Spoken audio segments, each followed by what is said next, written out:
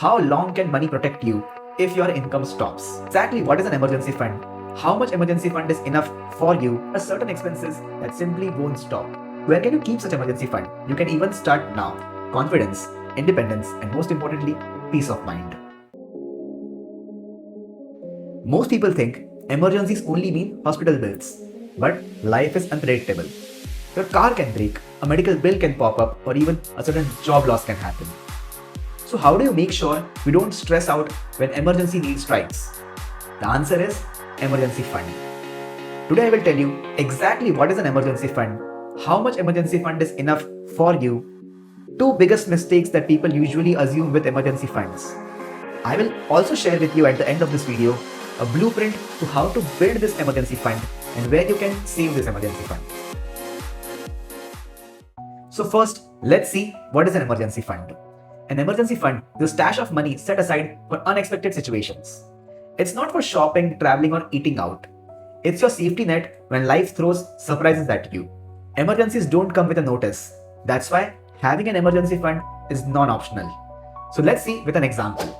Suppose your monthly expenses are 80,000 rupees. That includes rent, food, utilities, EMIs, insurance.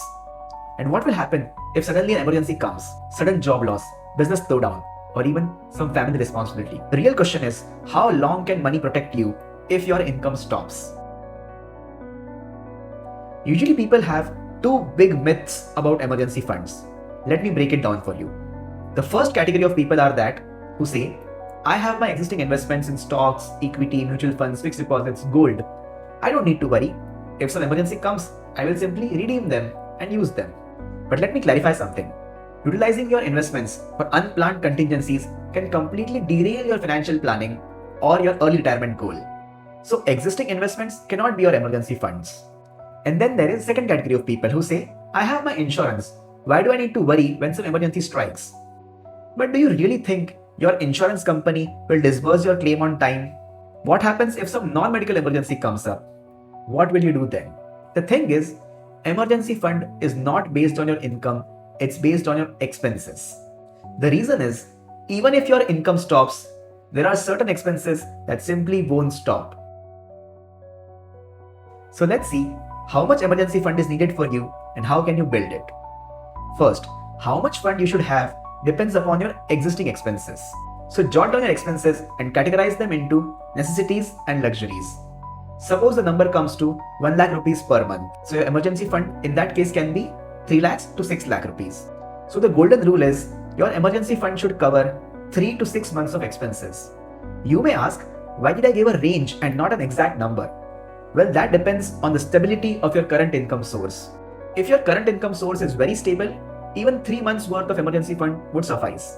However, if you are a freelancer or self-employed, or if you have many dependents, then at least 6 months of emergency fund is non-negotiable. Anything less means stress. Anything more means peace. Let's see how you can build it. Don't worry if you don't have an emergency fund yet. You can even start now. Start small. Save at least 5 to 10% of your monthly income into this fund. Try to automate it as far as possible. As soon as your monthly income arrives, park a portion of it into this fund. So basically, treat it like a bill. Prioritize building this fund while simultaneously focusing on building your investment portfolio. These two things are separate and you should keep them separate. Now let's see where you should save your emergency fund. There are two things that you should consider here. Number one, safety, and number two, liquidity. Safety, because you don't want your emergency fund to be volatile by being swayed by market movements.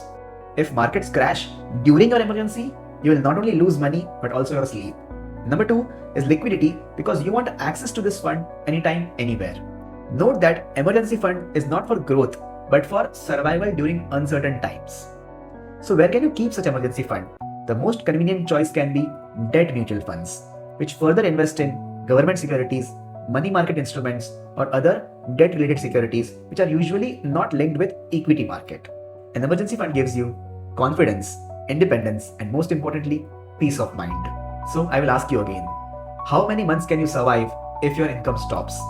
Comment down below if you want to build your emergency fund and connect with us. And subscribe to Manas Money for more such advice.